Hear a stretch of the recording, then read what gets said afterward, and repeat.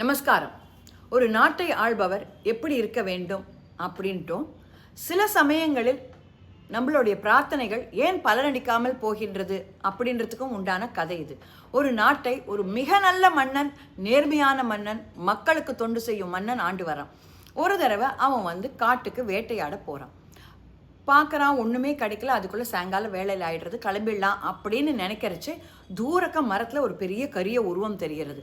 ஆஹா, ஏதோ ஒரு பெரிய மிருகம் இருக்கிறது அப்படின்னு சொல்லிட்டு தன்னோட அம்பை எடுத்து எய்கிறான். எய்தவுடன் அந்த உடம்பில் அது பட்டு உடனே அம்மா என்று சொல்லுடன் அது கீழே விழருது. அருகில் சென்று பார்த்தாக்கா அது ஒரு இளைஞனுடன் உடல். உடனே அரசன் ரொம்ப கலக்கம் அடைகிறது, வருத்தமும் அடைகிறான்.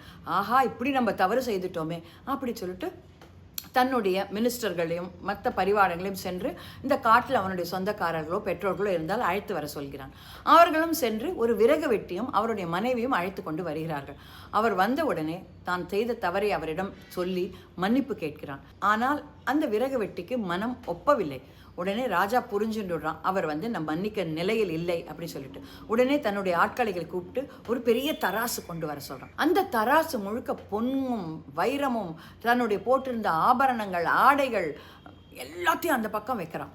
இந்த பக்கம் தன்னுடைய உடைவாளை எடுத்து வைக்கிறான். உடனே அவரிடம் சென்று இந்த இரண்டில் எது வேண்டுமோ எடுத்துக்கொள்ளுங்கள் அப்படின்றான். பொண்ணு எடுத்துக்கொள்ளுங்கள், இல்லைன்னா அந்த வாளை எடுத்து உங்கள் மனசு இன்னும் சாந்தி அடையலைன்னா என்னை வெட்டிடுங்கோ அப்படின்னு சொல்கிறான்.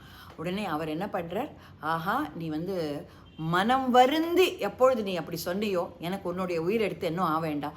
உன்னுடைய உயிர்னால் என் மகனின் உயிர் வரப்போவதில்லை. அதே போல் இந்த பொன் பொருள் எடுத்தால் என்னுடைய மகனின் உயிருக்கு விலை பேசுவது போல ஆகிவிடும். நீ ஒரு ரொம்ப நல்ல மன்னன், உன்னை நான் கொன்றால் இந்த நாட்டுக்கு நான் செய்யும் துரோகமாகும். அதனால என்னுடைய கர்மா இதுதான் அப்படின்னு சொல்லிட்டு அவன் அரசனை மன்னித்து விடுகிறான். அந்த அரசன் தான் நாம். அவன் செய்த கொலைகள் தான் நாம் செய்யும் பாவ புண்ணியங்கள்.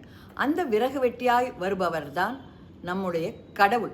அதனால அவர் நம் மனமுருகி வேண்டி பிரார்த்தித்தால் மட்டும் அந்த பிரார்த்தனையை மட்டும் ஏற்று மன்னிக்கிறார். ஒரு தடவையும் நம்ம கோடி கணக்கிலையும் ஆயிரக்கணக்கிலையும் பழத்தை போட்டு விட்டு மன்னித்து விடுங்கள் அப்படின்னு சொல்லிட்டு திருப்பி அதே தவறை செய்தால் அவர் ஏற்பதில்லை. நமஸ்காரம்.